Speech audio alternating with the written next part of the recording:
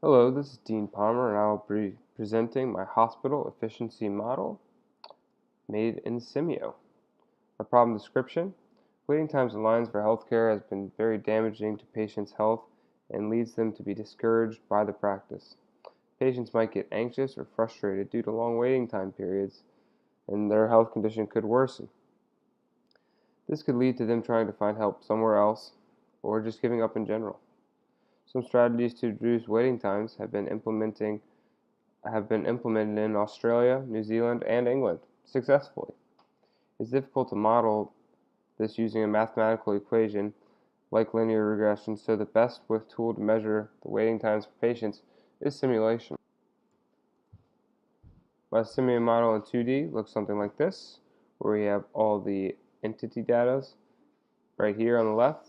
They come in from their cars to the front desk, make their way to the cardio lab, and for mine, they'll have a second cardio lab, and then if the cardio lab does not work, they will do the CABG, but some patients do not like to use the CABG, so they will come back around and try the cardio lab again until they're successful, and when everything gets successful in the end, they all go through, and the only thing that usually gets bogged down, the old model, was the first cardio lab.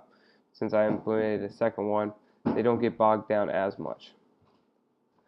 This is the same thing in 3D. The surgery, it is a percutaneous coronary intervention, PCI, with stent placement. So it's pretty much when your blood vessels get this patchy stuff in there, then the blood can't flow very well, so they'll put a stent in there, widen it up, and it will allow the blood to flow better. Research done outside of the article, I found that surgeries take about 30 minutes or longer depending on how many stents the patient needs. I estimated that it takes about another 30 minutes to prep the room for the next patient. I also estimated my experience from before getting other operations that it takes about 7 minutes at the desk, which doesn't matter too much because the desk doesn't really get bogged down. And 9 out of 10 are successful the first time. So we'll have 9. So we'll do 0.9 of them. We'll go from the cardio lab straight to success. 10% will have to either go back to the cardio lab or go to the CAPG. I estimated that about 50-50 go to the CAPG and 50% will try to go to the cardio lab again. What is this system doing? So this is the picture they gave me to go off of. New patients will come in here, they'll get into the waiting room. It doesn't take too long, they'll just have to wait for other patients to get done. As soon as that happens, they'll go to the cardio lab. If the cardio lab is successful, they can go straight to the end of treatment. If the cardio lab is unsuccessful, they can either decide to go back, come back into line, or they can try to do the CAPBG procedure, which only 50% I estimate would do that. The problem seen from that system is that it gets bogged down at the cardio lab because every patient has to go through it no matter what, and 5% end up coming back for a second procedure. This system is getting bottlenecked at the cardio lab. What was changed? I added an extra cardio lab. It's pretty obvious. It significantly decreased the waiting times and the buildups of customers. The problem in doing this is that we'll need another doctor to fully utilize the system of the lab, and we'll need new space in the building for the lab. The cost of the new equipment and extra nurses to support the doctors will also add up significantly. So you're going to try to weigh this with the benefit of having an extra cardio lab, which would be getting more customers through.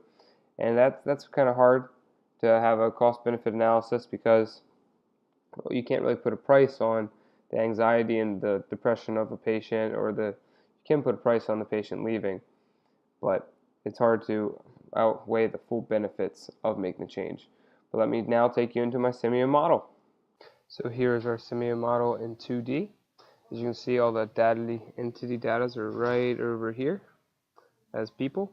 They come out of the cars, and then we will go right into 3D so we can see all this. You can see the front desk. That's where everybody will come in. They'll sit down right about here. and then they will go from there to either this cardio lab or this cardio lab. It's split 50-50, and then if their cardio lab was a failure, they can either go to this lab, the CABG, or they can go back to the cardio lab and wait back in line. That happens 50% of the time, and whenever they finally get their success, they go out the door. We'll run this really fast for you so you can see the people coming through. Come through, the wait at the desk. Maybe we'd speed this up a little bit. Right here. Make that a 10, 19. That's fine. See, a little animation. It'll dance around a little bit. And maybe we'd speed it up a little bit more. Alright, we got one person in the cardio lab.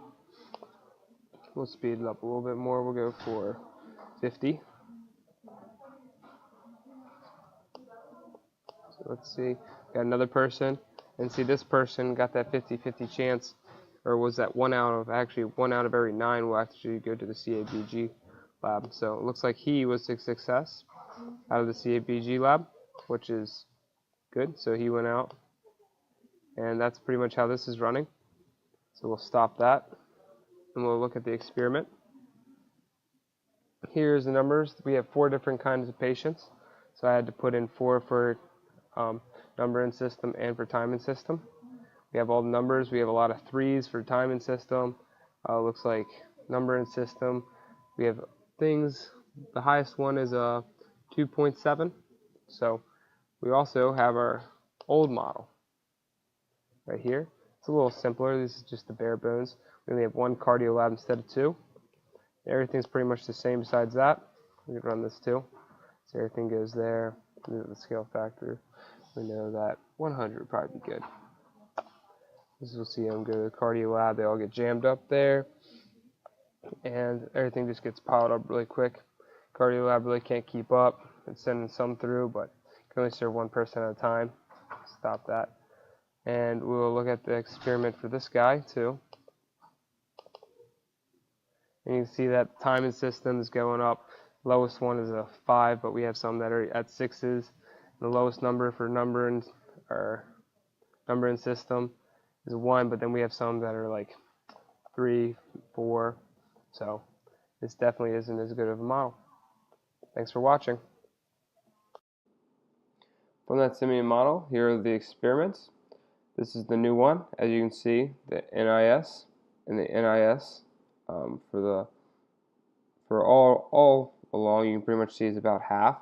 Our numbers really never go past 2.7, and as for this, you can see that they are much higher on all of them.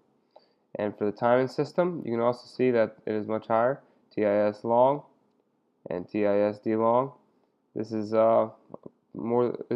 about 2 less. So and then you have those 3 less.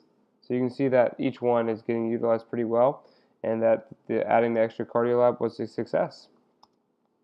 Lesson learned: best way to improve time and system and number and system is to find where the process is getting bottlenecked. Improving the areas that have low traffic flow is a waste of time and money. Most information that is missing from articles can easily be found or estimated from prior experiences. And here are some references of the website I used to find out a lot of information that wasn't included in the article. Here's the article website, and here's the article website citation.